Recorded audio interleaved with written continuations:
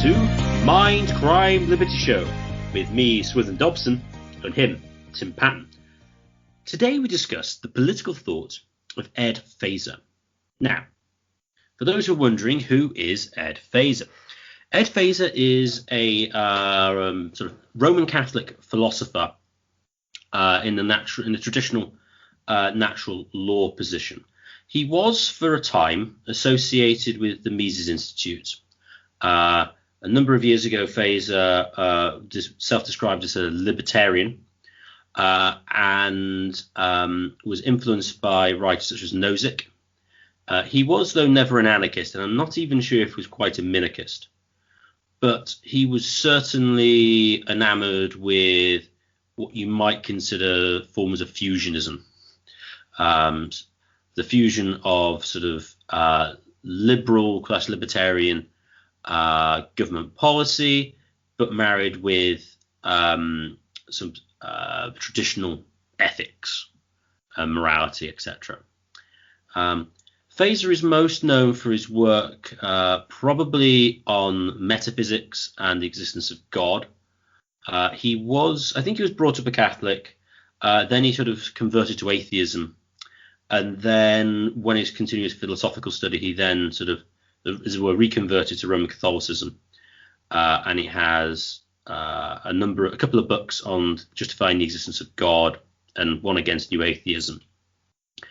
But he has written some works on sort of political thought, a lot on his blogs more than anything else. But he has got a couple of articles relating to sort of natural rights and natural law, and it's also written quite a bit on foreign policy. Today, we're going to look at his foreign policies, international policy, and also his sort of domestic policy. But to start with, we're going to look at his approach to the Holy Roman Empire and how this impacts sort of international policy. So, Tim, what does he have to say about the Holy Roman Empire? Well, the idea for this episode came out with Ed Feser's recent article entitled What Was the Holy Roman Empire? And in it, he states that the Holy Roman Empire is philosophically interesting because it did have a special status under natural law and in the supernatural order. I mean, there's a lot of contingent factors that inform Germany, United States, China, Vietnam, South Korea. You could say like those individual states. Nothing in natural law or supernatural and requires there be a British Empire or Mongol Empire, or state, let's call them state.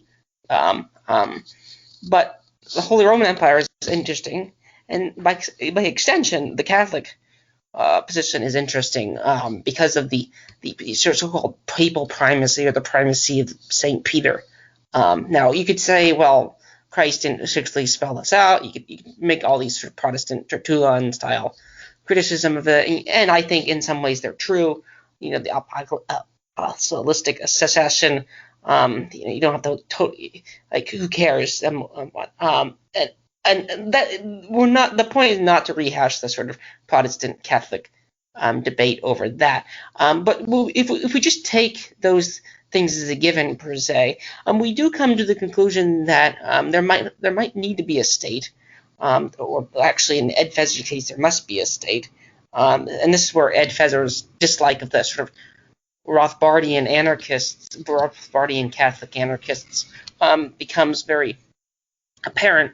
But nonetheless, he thinks that the Catholic theology that it takes according to traditional Catholic theology, the state serves function relevant to the realization of the supernatural end of the salvation, such as protecting the church.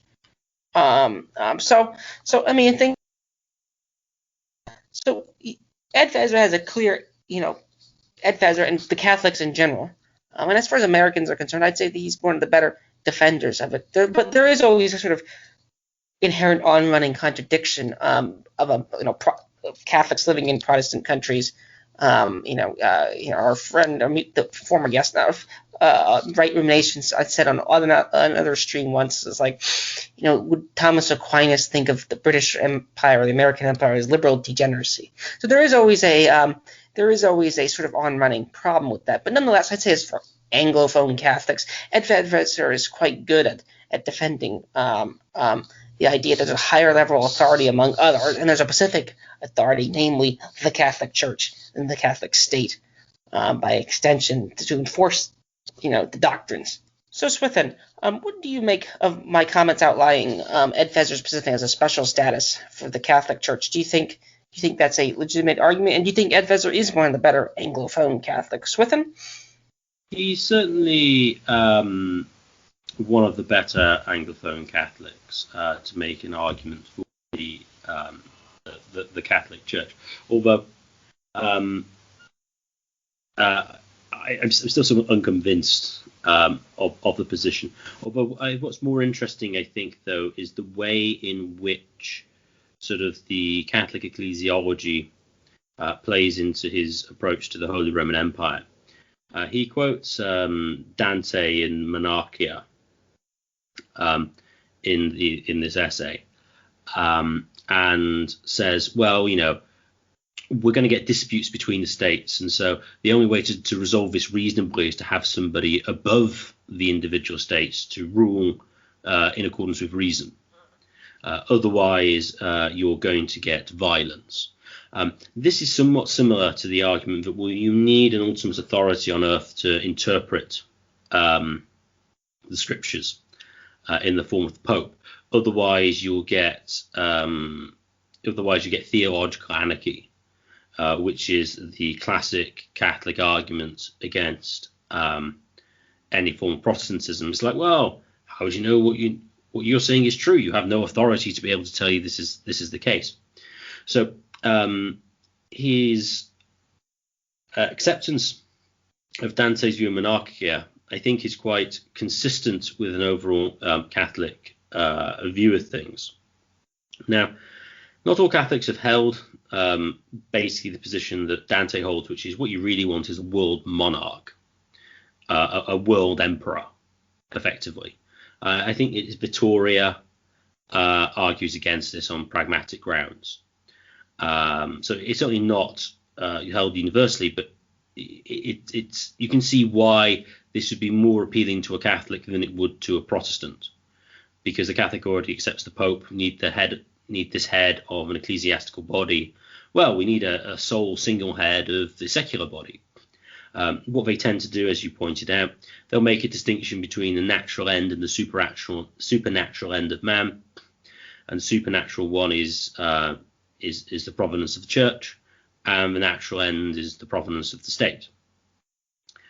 And one of the roles of the state, and this is particularly true in sort of what's called I can't pronounce it properly. It's called integralism, in which the secular state sort of helps the secular state helps the flourishing of the church to help man secure his supernatural end, which is over and above his natural end.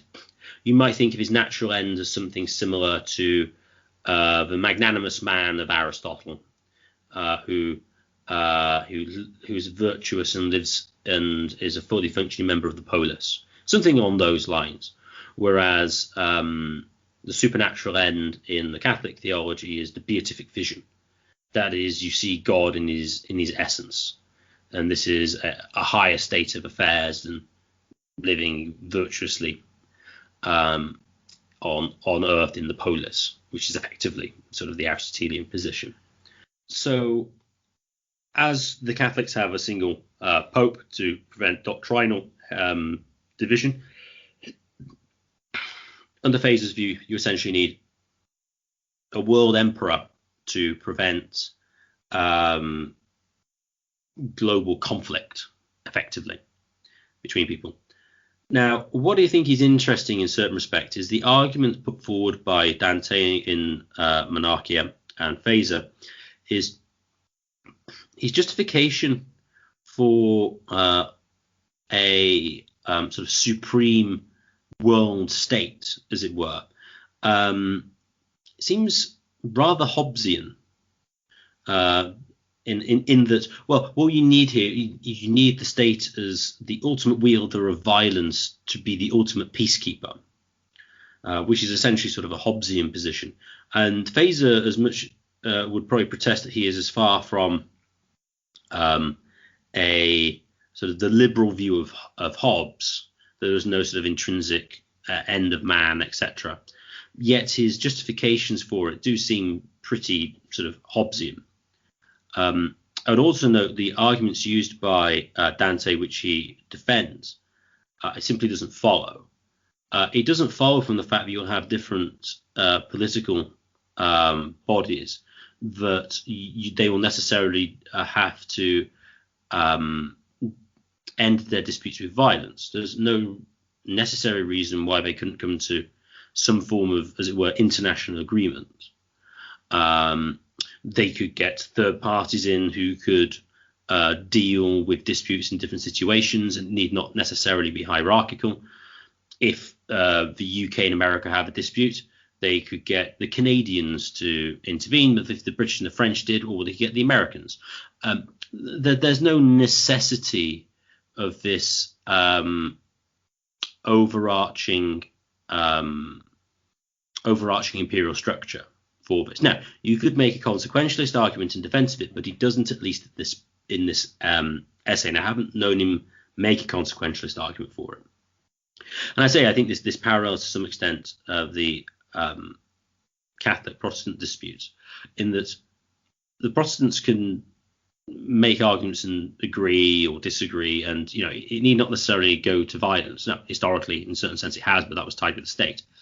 As I say, the Protestants, and I think it's contra Catholic views, Protestants actually have pretty large overlap in what they believe with each other. They aren't as disunited as they may claim, and especially not when you look at, even within sort of like what you consider the imperial structure of the Roman Catholic Church, have significant disputes internally, which of course the world state would have as well. So I don't think his argument for the state here being defined as a territorial monopolist on the provision of law with the ability to tax to fund its operations, I simply don't see a good justification for that by Feser, and certainly not with the with sort of the world state run by the one world emperor. So Tim, any comments on Feser's approach to sort of the world empire and his justification of the state in general? The interesting part about the theological anarchism, which is probably the best and simultaneously worst criticism you can make of Protestants or anarchists in general, because I do think there's a relationship between the two.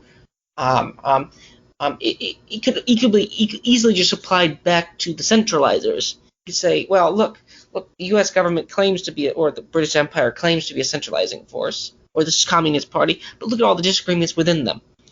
And actually Bishop Barron, I think in his comments on the Protestant Reformation, says that he wishes that the Protestant Reformation could have happened without the sort of political aspects that happened within the church. But that's not how power tends to work. Power tends, you have to sort of, without the political maneuvering of like tolerance and so forth, and this is the old form of tolerance, not the sort of hyper-modern view, without sort of the political maneuverings beneath it, there's some way in which the changes might not have occurred or not occurred, either way. So, in general, I think as far as his theorizing of how to get a state is about as sound as you could get. And I think in the longer PDF for his view of, like, now this is just opaque state theory. They're not opaque. This is just sort of like state theory. He attacks the sort of libertarian, and this goes back to the anarchist part of the which, as you stated in the opening comments, Ed Feser was never an anarchist or even a minarchist by any means. So, and this I'll read some. He attacks Locke. And Locke's famous thesis of self-ownership turns out to be kind of shorthand for talk about the leaseholder rights over themselves that God granted us, with God ultimately being our true owner. So I think that's a key line, because I think Protestants ultimately do not view the state as the intermediary body between you and God, which I think is what the Catholics in a way do. The Protestants view the church, but I think the Protestants view the church as a voluntary organization. Now, whether that is actually true on the ground is some question. I mean, this reminds me of, like, the feminist critiques of marriage, like, well, you get into, like, what exactly is voluntary. It's like a word definition problem. But nonetheless, I'd say that that's one way in which the Protestant Catholics actually do disagree. But actually, again, in principle, Ed Feser has a very voluntary relationship with the Catholic Church. So in that regard, I would argue the involuntary relationships we have currently today are the relationship with the taxmen and the CDC, or the various other acronym organizations, which exist in almost all societies, including in Britain. They just might be different names. So those are the sort of involuntary relationships that exist. So I do think there are disagreements. But although back to my initial comments regarding it, in a lot of ways they could just be thrown back at the centralizers or the statists, because they don't necessarily have. Now, they might come out with a unified doctrine, but it's not clear that they all equally own up to the unified doctrine. So the similar problems of theological anarchism or political anarchism, as if it's a bad feature. So Swethan, would you agree there about the sort of the intermediary lacking the mediating step? Swethan? I would certainly think on a theological angle, the Catholics would require an intermediary. Sort of the church is an intermediary between the individual and God. I don't necessarily think that you need to. I don't necessarily think Catholic thought implies that the state forms as an analogous role in that sense. And so I don't think neither necessarily do the Protestants. Rather, most of them will defend it on grounds of not intermediate, but it's just like an organizational role. What you need is within a certain grouping, you need some sort of order being maintained. It just happens that we need some sort of imposed order in this case. I think the best analogy you probably use for that is, well, the nation or the community, the polis, whatever you want to call it, and whatever's the relevant size of the sort of social object, as you could call it, is that how the father has authority over his son, over his children, to create order. This is the kind of order that is required between families on a sort of a larger scale, and therefore that kind of justifies the state. I mean that's sort of typically that sort of directive argument rather than an intermediary one. It is interesting, though, with the parallel, though, with the state and the Roman Catholic Church. There's a dispute in Roman Catholic history as to whether they should require Jews to baptize their children. And if I understand the Catholic doctrine is correct, no, they shouldn't, because that'd be against natural law, because that would be usurping the rights of the parents. However, if the Jewish child was forcibly baptized, that would be wrong. But since he's now objectively a member of the church now has rights over him and can require of him attendance at mass, various catechizing activities, and sort of against the will of the parents. And this is certainly not a position a Protestant would probably hold. Certainly not a Baptist, not high surprise a Presbyterian would hold such a position. So there is a sort of more, as you could see, sort of more coercive, as it were, top-down position when it comes to the Catholics than they do with the Protestants. Going to his argument, though, with the natural rights and property rights argument, he doesn't, in that essay, actually defend the state directly as such. Rather, he makes arguments such as man has innate natural rights, and these aren't so the position Feser will take is not that they're sort of granted directly by the will of God, but they're somehow in the nature of what it is to be human, and in that sense are independent of the will of God.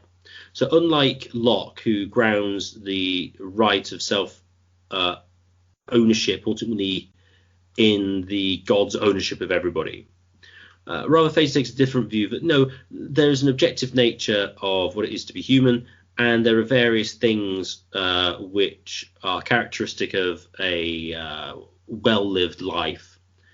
The obvious examples here are the biological ones, because the social ones are slightly more controversial. But, what is a good eye? A good eye is one that sees well. What is good legs, as it were? Well, ones that can move you around because they have a locomotive function, that kind of thing. You can apply this in the social realm. And from this basis, you have, what humans do, what their natural rights are. This isn't a quote from Feser, but this is from a sort of natural law theorist called Brian Bisson, who wrote an Introduction to Natural Law Ethics, which is certainly within the same tradition that Feser is writing, and defines a natural right as follows. Natural right, a moral power to do or possess what is generally part of the pursuit of happiness, which forbids others from unduly interfering.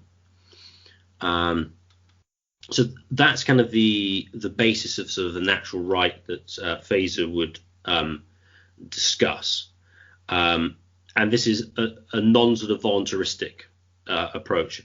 A natural right isn't to do whatever you see fit, which you might think is somewhat sort of the Rothbardian approach, obviously with property rights and stuff, which we can get to in a bit. Whereas here it's, you only have the right to do what is genuinely a part of happiness, and so effectively you do not have the right to do an immoral action, because you have no right to do that. There's no right to perform objectively immoral action. So that's kind of the basis of his thought that grounds it on sort of the base level. And then he then makes sort of various, what you might refer to as distributive justice arguments in that paper, where, obviously the most basic thing to that's part of human happiness is life. Because if you're dead, you can't pursue happiness in an objective sense because you're dead. So if you had a situation where you had the rich man who has loads of money and refuses to give alms to the poor, then the poor man can then have the right to take his food from him and survive. And Feser thinks there's no contradiction with that at all, and that's sort of like the correct view. And so he argues that this is sort of like a justification for taxation, as it were, on sort of like a distributive justice argument. Although Feser wants to avoid, though, going sort of full sort of left liberal and sort of justifying the welfare state by trying to make a distinction between the right to naturally occurring objects and the direct and specific labor of an individual. So, external food, you can take that. That's part of in nature, but you couldn't have the right to medical care of a specific doctor because you wouldn't. As to why, I don't exactly remember how he justifies it, but it's like you don't have the right over that to sort of compel labor. It's almost like specific labor is sort of slavery. So in a way, sort of libertarians might say that taxation is sort of like forms of slavery. Feser would only make that kind of argument sort of specific labour service. That's the way he kind of cashes that out to some extent. So Tim, what's your view on sort of Feser's general approach to rights and justice, etc., and specifically sort of the distinction between sort of the rights of sort of nature and sort of specific labour service? As a hot take answer, I would say incoherent. That would be a hot take answer, but then again, arguably the Lockean view is equally, which Ed Feser does a good job at attacking there. There are also others who attack the sort of Lockean libertarian view as well. And actually, I'd argue that if you dig into the weeds of a lot of left-wing thought, the left-wing thought takes as much from Locke, because Adam Smith is arguing. Michael Malice was making fun of this on a stream recently over censorship. You see that they brought up, Adam Smith was in favor of such and such. Yeah, Adam Smith is sort of like a proto-Marxist almost, or it was the other way around. If you go back farther, the economists, Marx, and people drawing from, they're all drawing from the same sort of well. So I would argue though that in that regard, the Lockeans have a sort of problem of initial justification too. But the problem with the Ed Feser types, as you stated, that why don't they just go left liberal, is they don't have they have a sort of empirical problem, where the limited states historically in general have done quite well quite well in providing things, and that the sort of absolutist super states have the opposite problem. I mean, we've run social experiments like this. The comparatively smaller Western European Germany government and Eastern Germany government. I mean, this is sort of classic empirical. So maybe if Ed Feser wants to be an Aristotelian and empiricist, he should look at that. Which actually is better at providing health care, which is better at providing those things. And as far as distinction of that just ekes a special pleading. Food is only, there's nothing like the food we eat today. There's nothing natural about it. Like a large portion of the fish that we eat is farmed in tanks or aqua farms. We have petroleum-based fertilizers. We have the food we eat. It's not like there's some yeoman farm. There are yeoman farms out there, but they don't provide. I'm not denying the existence of yeoman farmers, but in general, we have a very large process, like a hashtag iPencil, to produce the food and to produce healthcare, to produce all those things. Like if you look at the ingredients of an MRI machine, like it's amazing. I once did an exercise and tried to find out how they make an MRI machine, because people on the left want to say that MRI machines are a right. It turns out they get a lot of to make the lead in them or whatever that make the magnets. They have to go to the Amazon. So apparently you have to have mines in Amazon. So if you're in favor of and this is the whole point of iPencil. You need chainsaws. You need diamond tip drills to make rare earth magnets. So you can so Jimmy Dore can get an MRI. There's certain ways in which why don't they just go full communist basically and nationalize everything? There's no real if it works, there's no real limiting principle of overdoing it. And then empirically, we have the odd problem where the privatized sort of local actors seem to do much better. And actually, his comments on the family, which I'm going to pull up here, are quite interesting. And he said, ownership is necessary for us as families.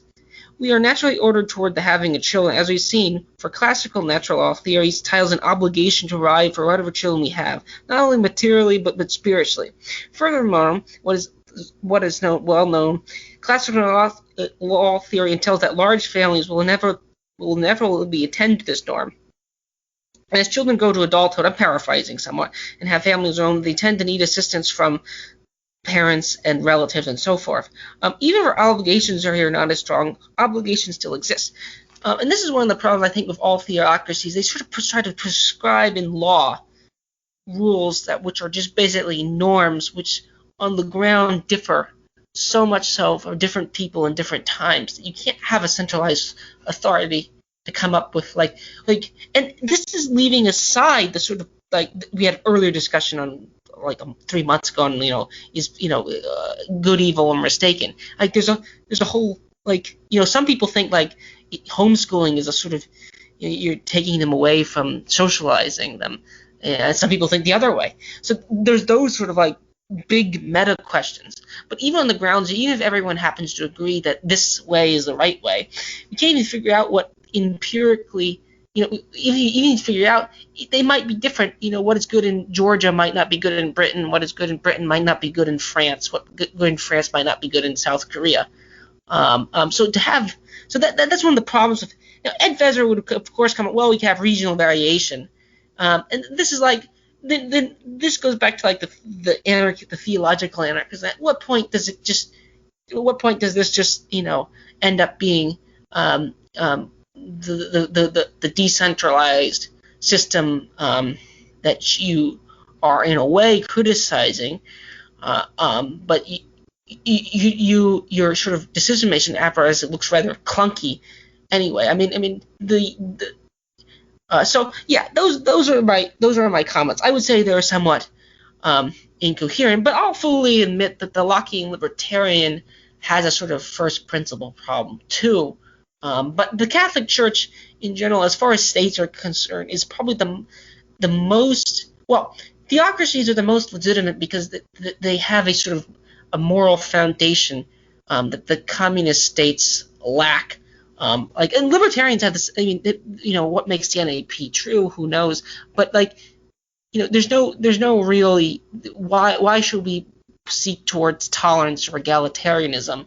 If you ask people like this, why Lenin are you rebelling against it, other than your own personal Stirnerite Nietzschean power? So the Catholic Church to me is interesting based on its sort of, if you buy into the sort of other arguments surrounding Christianity. So Swithin, any comments on that? And my family comments, which sort of transition us away somewhat too. Swithin? Yeah. To start with his distinction, to go earlier between sort of, as you point out, fish isn't natural as we have today. I think that's entirely correct. With the distinction between specific labor and sort of naturally occurring things is simply arbitrary, because almost everything that we see as nature now isn't nature. It's a mixture of land and labor. It's been transformed by human hands to a certain extent. So any claim on external property, to a large extent, any claim to external property is almost certainly a claim over human labor of some form. Now, it might have already happened in the past, but that it's not immediately obvious why that's relevant.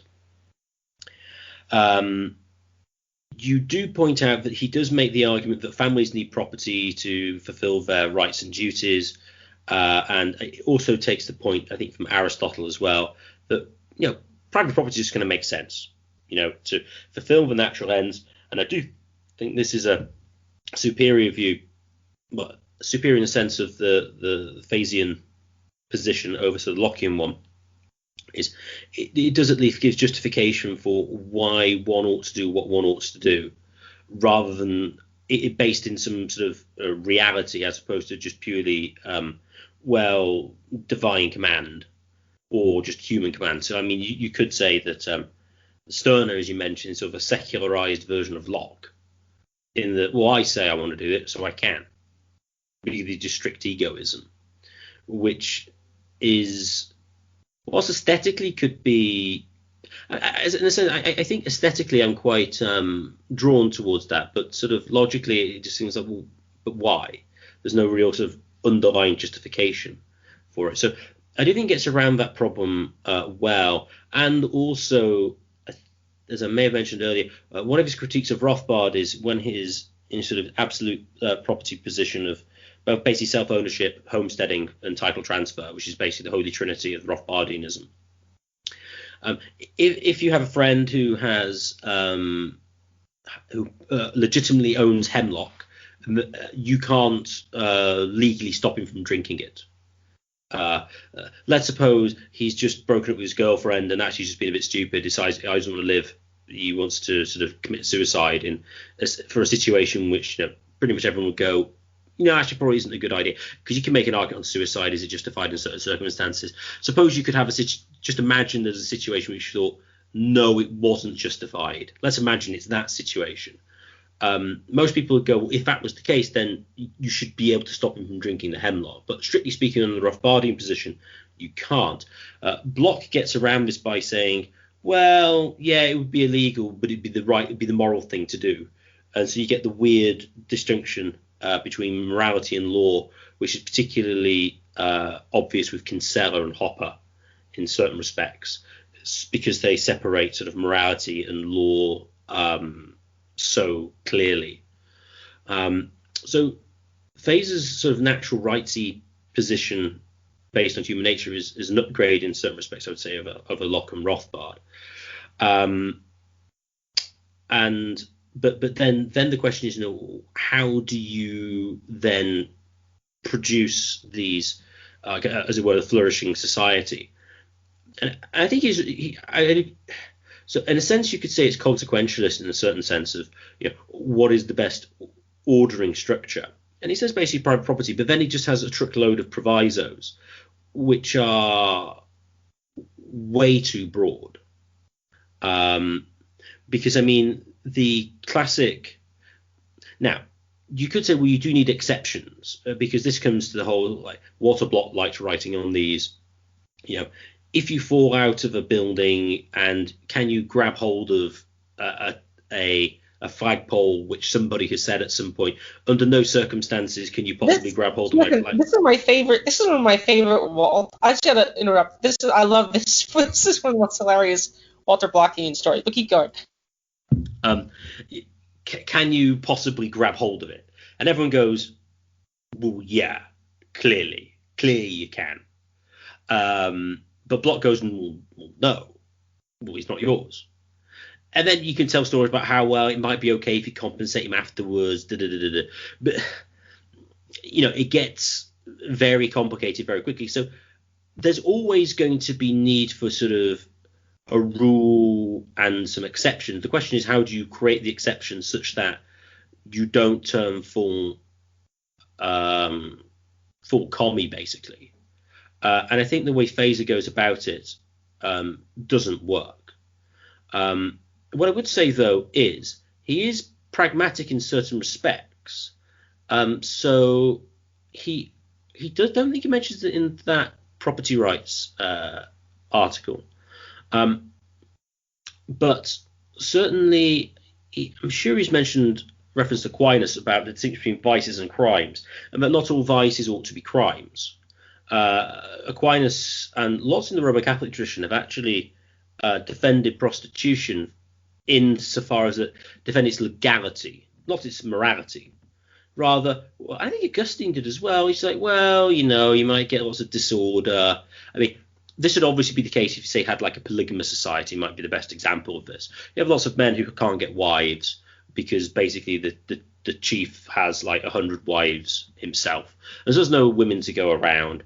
So yeah, it kind of makes sense to have prostitutes because, well, these somehow otherwise just get angry and like turn over the system. There's other arguments you could make similar to that, but that's probably the stronger form of it. So he does make. So he's certainly not somebody who is going to advocate for, well, at least not yet anyway, wouldn't advocate for laws you might more associate with, say, Gary North and Rushdoony for Reconstructionism. So despite this very sort of comprehensive theory, and I think that's one of the features of his system is the comprehensiveness of it. He really does attempt to be comprehensive.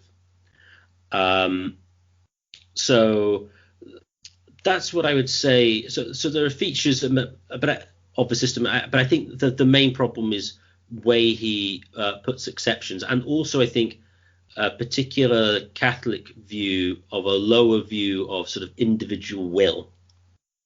As I said, cited with the baptism of the Jews and what happens thereafter. I think that's an issue. I think Aquinas is like that as well. If you basically force a man to be virtuous, that's kind of better than a man freely choosing not to be virtuous.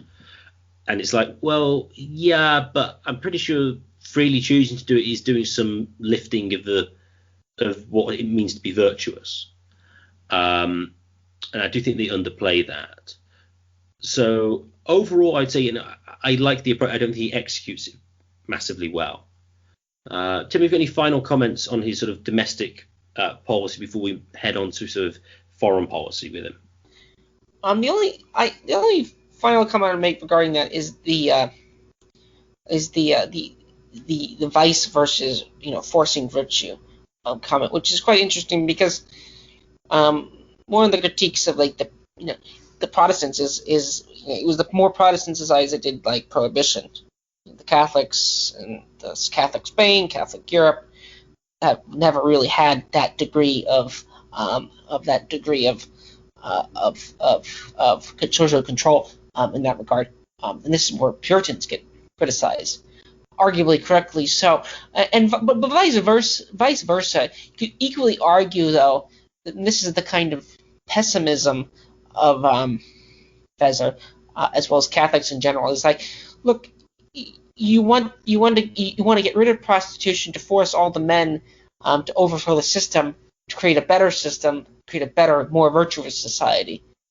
That's what you want to do. You don't want them just going, get it. You want them, you want to force them into through those means, overthrow the monarchy in a way. So there are sort of pros and cons to both systems. It's better to only choose virtue. It is forced virtue at all. That's one of those sort of like questions which never can be fully answered. And as far as the obscure hypotheticals, interestingly, Ed Feser has been against the most recent obscure hypothetical, which up until recently I thought was obscure hypothetical, but it turned into reality because basically we're locked up large. Ed Feser came out against the lockdowns. After like 2 weeks, he's been a very good critic of it, which is awesome. I mean, I'm very glad he is. I'm extremely glad he is. But oftentimes the people who want to go out get treated as sort of degenerate individualists. Arguably, if you take this sort of statist view, and there's only a limited number of beds. Now, empirically, it's never really happened, but technically, if it did happen, arguably, he could make that argument. But this goes back to sort of the somewhat incoherence point that he had on the earlier point. But again, I'm very glad he came out against the hypothetical known as if there was a dangerous plague coming. That's sort of like Walter Block's poll. Should we close down all the restaurants, parks, and schools and playgrounds? That to me, and that's the problem with all these provisos. You can drive trucks to them. There's always going to be emergencies that you could create. And it's a great, if you tell the state that they can have unlimited power to declare emergency, they're going to declare emergencies all the time, or they might manufacture them if necessary. So we're left with the same problem. We'll just fly it under the banner of emergency, and this is where I'd say arguably the word emergency or disaster. It's like now we're living in the climate. Next will be the climate disaster. Then we'll have, the rape disaster. Then we'll have this disaster. So yeah, when do the disaster stops and normalcy returns? It seems like we're just one crisis to the next. So yeah, I would argue there's no limiting principle there. And the best limiting principle is private property. And if you want to force, I'd say decentralized usage of private property is the best solution. Although I would argue, as you stated before, that he probably does have a better underpinning than the Lockean people. So then let's move. Any final comments, and we can move into the more international schema. Feser was pro. I think he's justified lockdown for like the first 3 weeks, but thereafter he said no. And he makes an interesting argument. He says, you have like a moral right to earn a living, etc. So he does use his sort of positive rights theory quite well against the lockdowns. But I think it's probably worth moving on to his international relations situation. These are some older of his writings from the early 2000s, so I haven't known him renege on them at all. Todd Lewis, the Praise of Folly podcast, did a long episode a number of years ago on this. But basically, Feser was in favor of both the Afghan and the Iraq wars. His major claim being, well, these are just. These foreign powers have attacked America, and therefore we need justice, and we need to attack them. That's essentially Feser's position, as I remember it. That there's been an attack, and even though it was foreign people who did it, and you can't deal with them in the internal way that we would otherwise do it. We should go out and get justice for the deaths of American civilians, and so therefore we should support both, especially the Afghan. And I think he makes a similar case for Iraq, although I don't remember exactly how he justified Iraq directly, except possibly that they were a direct threat to America and therefore a preemptive strike. I'll just fill this in. His justification for Iraq is Saddam was aiding Al Qaeda, giving harboring terrorists as well as WMDs, right. And he reneged on the treaty that was the Gulf War Treaty, which ironically the UN was one of the arbitrators of it, I believe, which in a roundabout way, the Iraq War itself wasn't just I don't think the UN, speaking of the legitimate authorities, was one of his claims, and wasn't justified. But anyway, those are his reasons for the Iraq War. So yeah, I thought it was something like that. So in kind of practice, I suppose he's not as big of a nation builder as the strict sort of Project for a New American Century, etc. people are. But he is somewhat pro-war. What I find interesting, he talks about the justice of the situation. But if I remember correctly, one of his arguments for the death penalty, he's written a book on this in defense of it, a Catholic defense of capital punishment. It takes from Aquinas, because Aquinas just defended capital punishment on the basis not directly of justice, but that the murderer had so set himself against the common good of the community that for their good he need to be removed from society by executing him. So the concept of justice that Feser uses isn't necessarily a sort of strict sort of deontological one. Well, I mean, there's aspects of that. It's true, but it's not sort of like Kantianism. Yet he seems to use a sort of, well, they threatened us, they've committed injustice against us, we need to sort of like deal out the punishment to them, without then taking into account any broader issues of,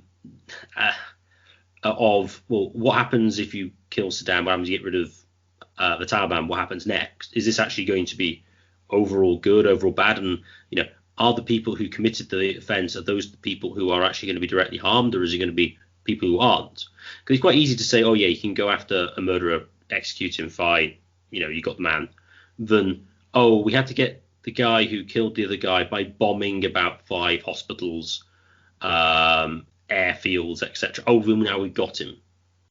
That seems to be a somewhat different argument. Now, of course, Feser wouldn't defend of bombing of hospitals directly, but bombing of airfields or areas where it just so happens that civilians are there, they're unavoidably there, and it's a military installation, etc.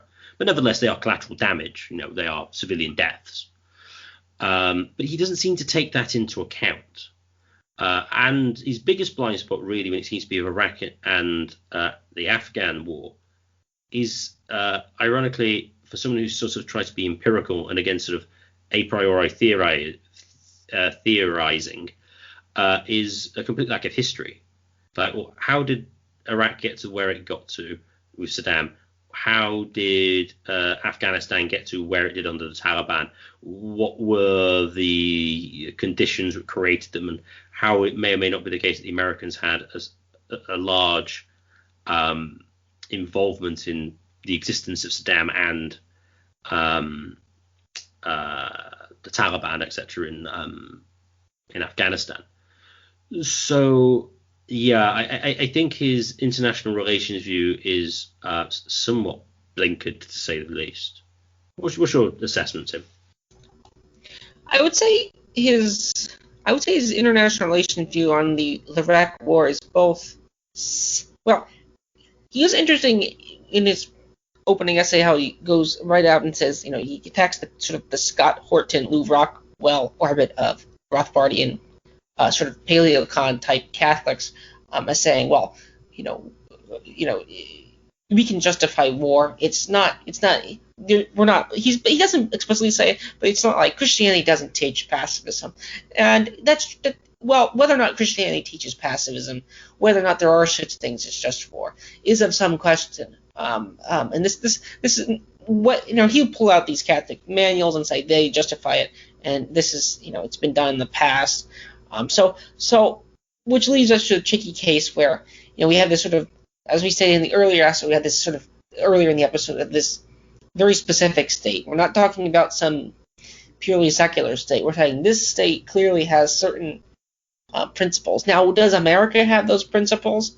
It's not entirely clear. And that was, the United States is a sort of liberal Protestant society. It's been a liberal Protestant society a while, since its founding. Actually, I think it barred Catholics early on. I think Franklin did that. So, and on top of that, it's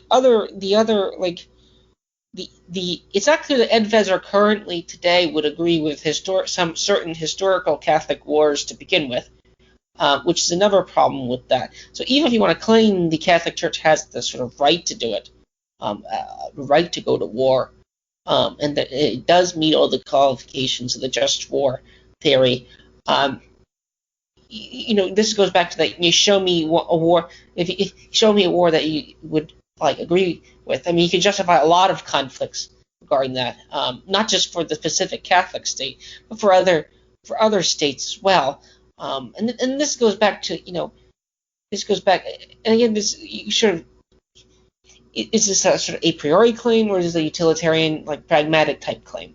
Because pragmatically, a bunch of Christians got uprooted, and killed. The number of so in that regard, the sort of Saddam was better. Saddam was much better. So yeah, his view on that conflict in general is schizophrenic. But that's to be expected for the most part. The United States and Britain arguably, Britain less so, interestingly. As Neil Ferguson points out, Britain's empire was more of a classical empire, in the sense that they sent people there.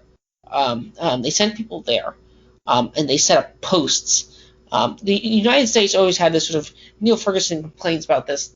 This is an idea framed in the sort of American Revolution, sort of liberal founding. It's against empires, but it's an empire in name only. So, and the United States is not a Catholic state. It doesn't have that supernatural status. But even if it did, it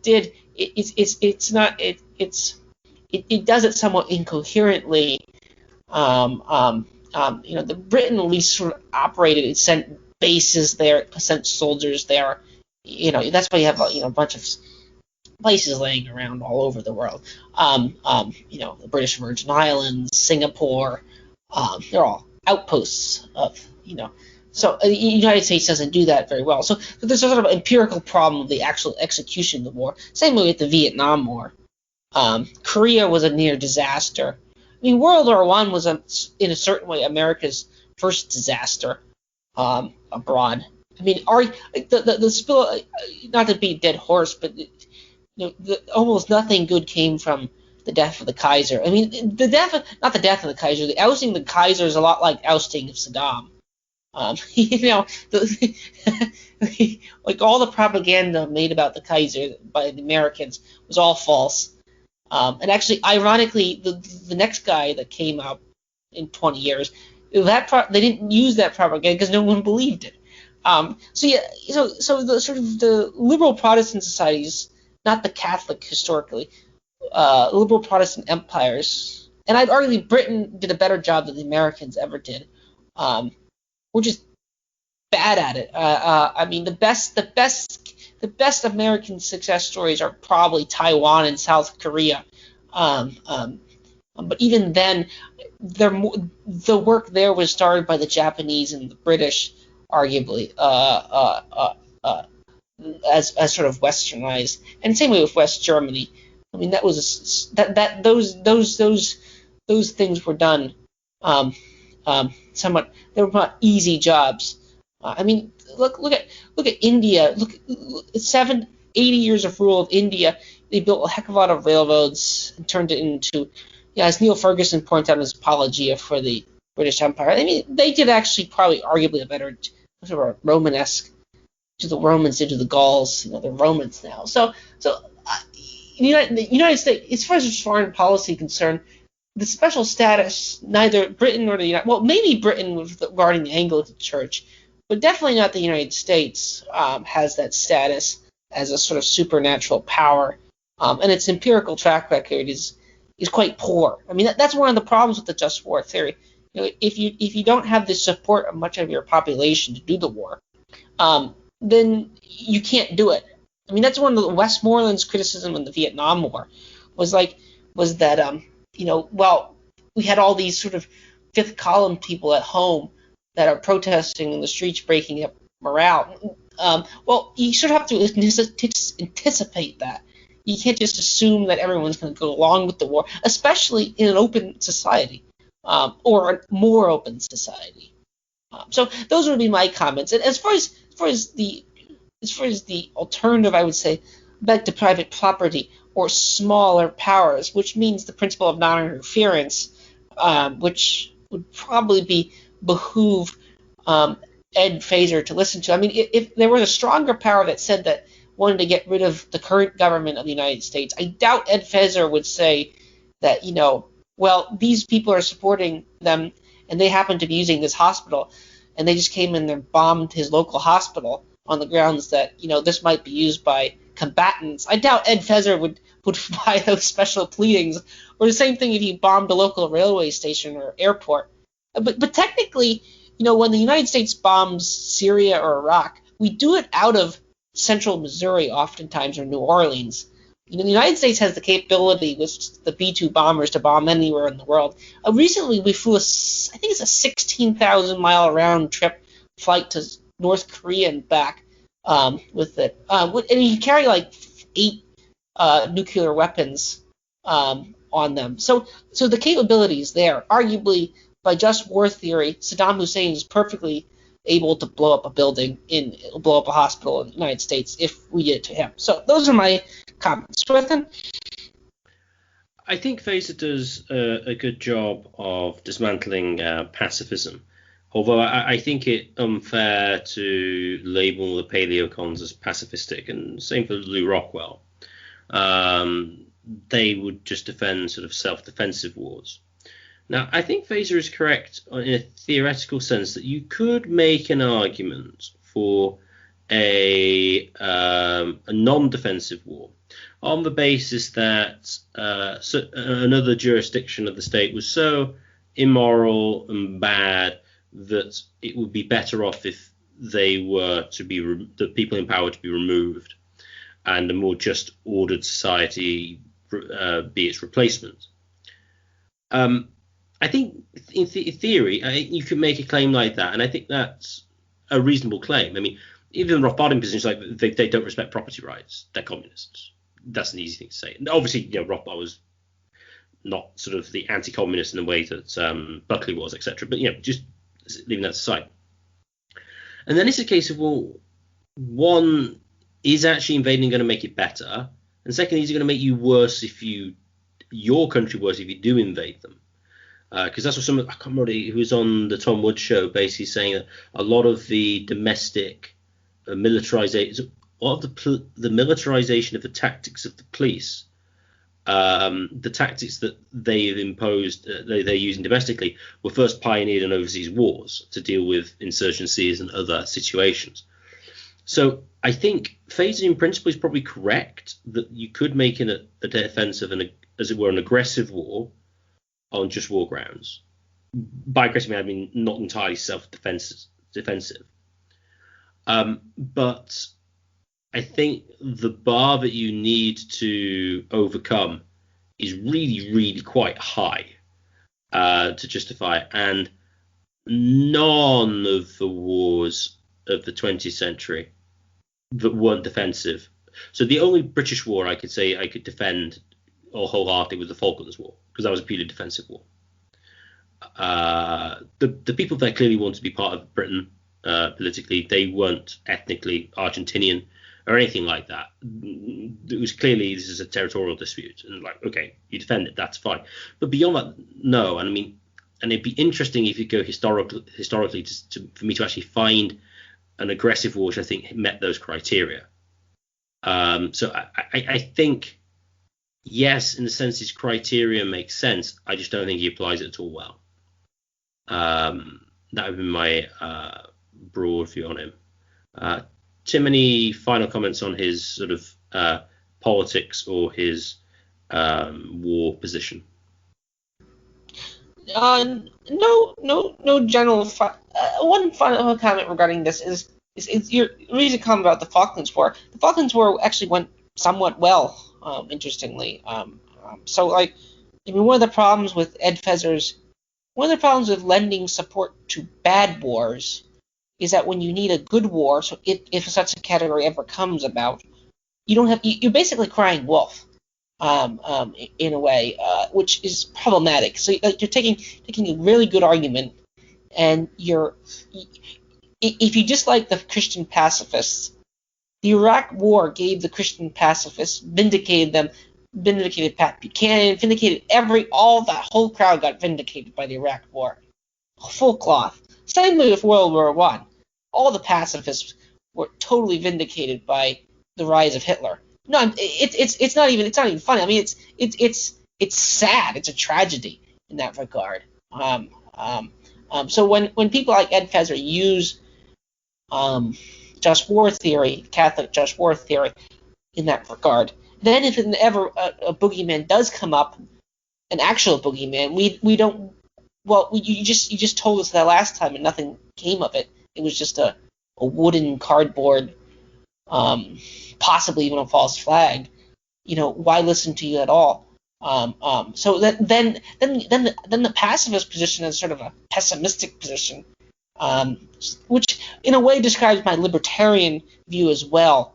I'm not, although I like Ayn Rand, when pushed, I generally defend libertarianism on sort of pessimistic grounds rather than idealistic grounds. In the sense that man has fallen, or man is sort of product of Darwinian evolution. So both of them are rather pessimistic in their viewpoint. So why give someone that huge amount of power to do so? And the blowback position, I think, is extremely, in the United States is this huge military-industrial complex and security complex, which generally was pointed abroad, but could easily be pointed at home. But so yeah, I think crying wolf is very dangerous. Any comments on my crying wolf? And then I'm basically finished. A great episode, though. Swithin? Oh, I would agree entirely. I mean, you don't want to go to war unless you have to. And you want to make it clear that this is the good fight. And by having lots of bad fights beforehand is going to reduce morale for the good one when you need it. So I'd agree with you entirely there. Just an overall view on Feser. Feser's politics is reasonably interesting. Most of his work's on sort of metaphysics and sort of the existence of God, and he's an interesting writer.